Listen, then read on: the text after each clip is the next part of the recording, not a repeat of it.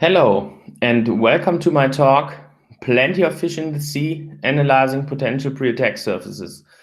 This is joint work between the Ruhr University in Bochum, the Institute for Internet Security in Gelsenkirchen, and Aware7, which is a company that focuses on cybersecurity based in Gelsenkirchen. This work is supported by Preattack, who provided us with the data set that we could analyze. And yes, my name is Matteo Große-Kampmann.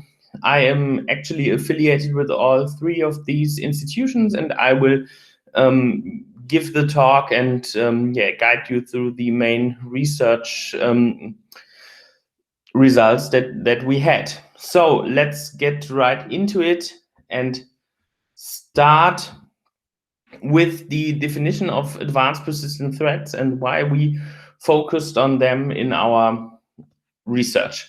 Advanced persistent threats, or in short APTs, represent one of the most dangerous types of attacks that organizations nowadays could face. They are so dangerous because the adversaries are mostly very sophisticated, well-resourced, and often state-sponsored.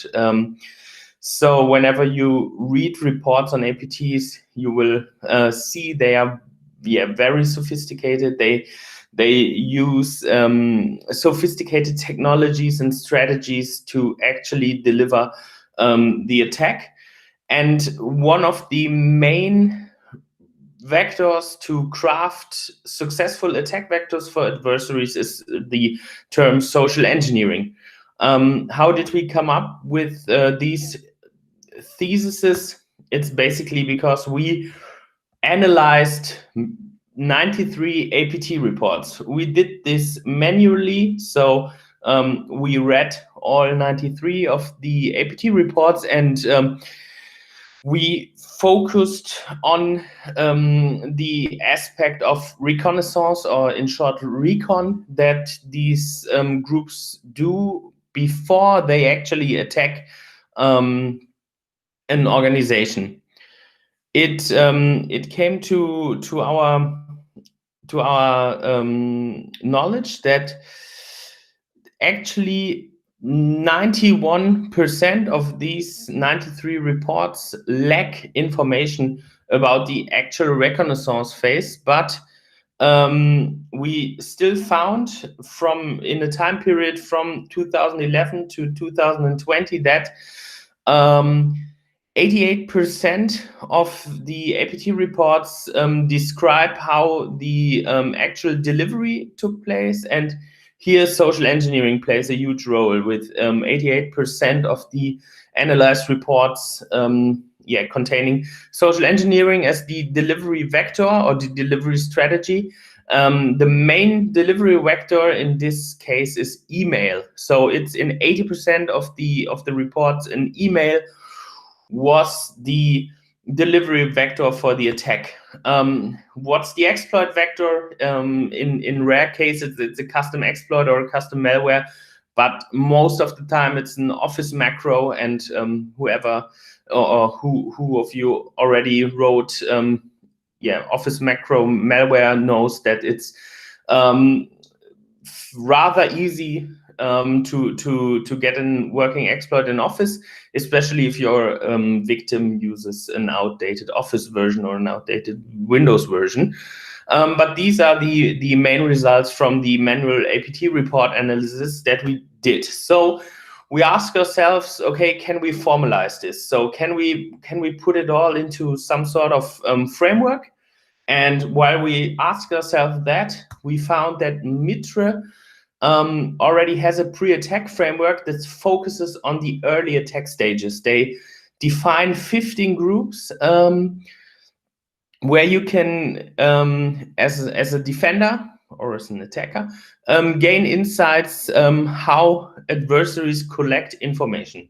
So we analyzed the framework and analyzed whether attacks can be measured using public data. So that was our main goal, and the three first named authors of this paper analyzed the pre-attack framework in regards to public data that we can scrape publicly, and we came up with 4 of the 15 groups that we can use for an external analysis. So the 4 groups are technical information gathering, people information gathering, organizational information gathering, and technical weakness identification. So everything that we can measure from outside without having knowledge of the actual form of the adversary group. Other categories might include that we have inside knowledge of the attacking group and the network that they are using, which is something that we just didn't have, whether from reports or from our actual measurements. So we only considered these 4 of the 15 groups for our external analysis. So yes, what did we do? We analyzed 30 companies of different sizes.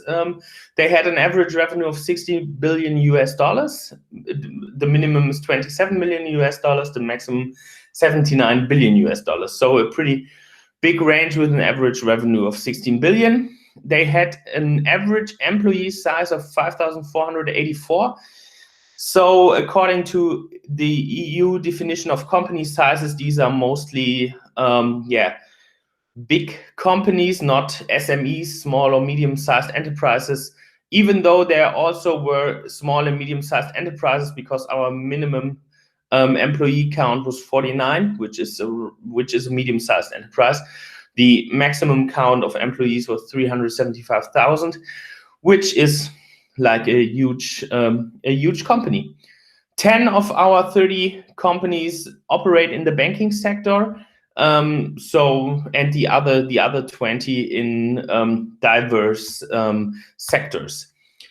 Our focus in the measurement was on the company infrastructure and on third-party websites and data leaks, which is basically what we did using only non-offensive measurement tools. So we looked for data, but we never actually touched any infrastructure, doing things like a port scan or checking whether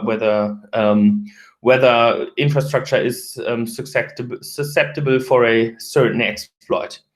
So how did we do it? We started by collecting domains within the company infrastructure. We checked SSL certificates. We visited websites with the crawler, downloaded documents, extracted metadata from this, collected data from further infrastructure, and collected more domains from DNS. So basically your reconnaissance phase in an attack. And whenever we came back with personalized emails or any email at all, we queried data leaks like Have I Been Pwned, or we queried social media networks like LinkedIn, whether there is an account available for that specific user that we found on websites or in metadata. That's our basic measurement setup. And while we did this, we visited almost 1 million distinct web pages for our 30 that are related to our 30 companies.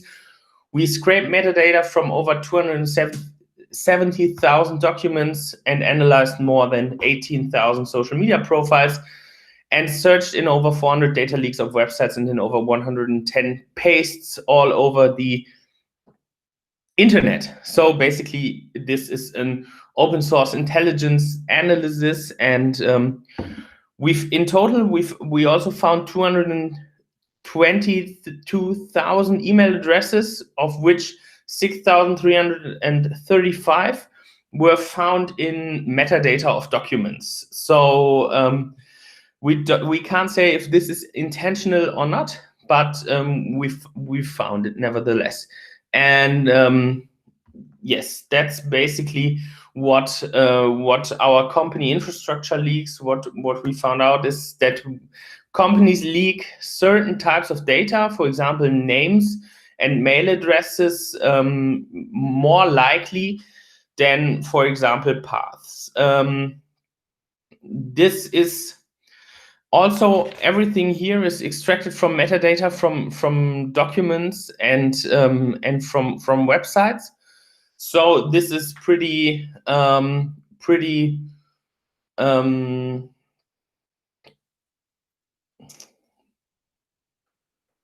this is pretty. This was a finding that wasn't on our mind, that we could extract so much data from metadata, and we also extracted data from infrastructure. For example, homoglyph domains, which are lookalike domains where you substitute an L for a Cyrillic letter that looks like an L.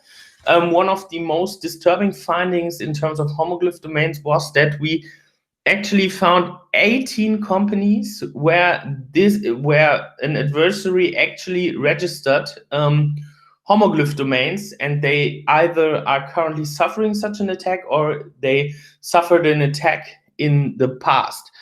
So this is something that was really which gave us some real hard thoughts, because actually these seem to be exploited in the wild. But we also found that a lot of companies actually park their domains. So as a company, they registered certain domains the way that look a lot like their domain, and they just park them and perform like a they just park them and lead the visitors to the actual domain of them. So this is something that we found, where you can find a lot more information in the paper, what we did and how the actual metrics are. In terms of third-party sites and data leaks, we ask ourselves, do accounts of employees occur in data breaches? And we then did a numerical analysis of the data that we found. And for our data set, we can say that we find at least 3 employees that can be identified per company. The hugest or the maximum count of employees that we identified were 1,102. The amount of identified emails and the amount of leaked data is without statistical significance, though. Our ANOVA test p-value is 0.03. And this is most likely due to the fact that the more emails you put on your website, there is no confidence in saying that you are more likely to leak that data. So this is something that was really interesting, and is some kind of a it's something that you wouldn't expect. But we believe that this might be an indicator for advanced awareness programs, where the users actually know that they should be careful where they share their company email and their company identity. If we ask ourselves how many users are actually affected, we identified 5,910 or 62% employees from 25 companies that leak between 7 and 15 attributes. So here, when we talk about spear phishing and we want to craft an email that is very targeted and very personalized, we have enough attributes to do this on a more than successful basis. And what is even more worrying is that we also found 9% of the employees that leak between 24 and 28 attributes, and they still make up 60% of the companies that we analyzed. So if I have 24 to 28 attributes of personalized data, I can craft really sophisticated phishing emails, and this is something that companies might want to look into, because one of the biggest challenges is, once my data is leaked, the data stays out there forever, because it's really hard to delete data from data leaks. So this is one of the main challenges we had when we revised our paper on how can we avoid this. There's currently no solution that fixes discovered leaks. So once the data is out, the data never comes back. Because once the data is out, it's not under the control of the companies. So yeah, data leaks happen, and third-party websites, you can't really force them to put data about you down. unless it's protected under a privacy law or another law, which can force them to do that. Companies could wipe metadata, but that's very costly, and especially it requires a lot of explanation to your employees. So it's unlikely to be scalable over complete companies. And on the other hand, what you can do as a countermeasure is raise awareness that providing personal data and or company data on third-party sites actually helps adversaries to craft really good and likely to be successful phishing campaigns. So this is a countermeasure that you can do, educate your employees. So when we conclude our work, we did one of the first works to improve effective measurements in the APT world, especially in the pre-attack phase.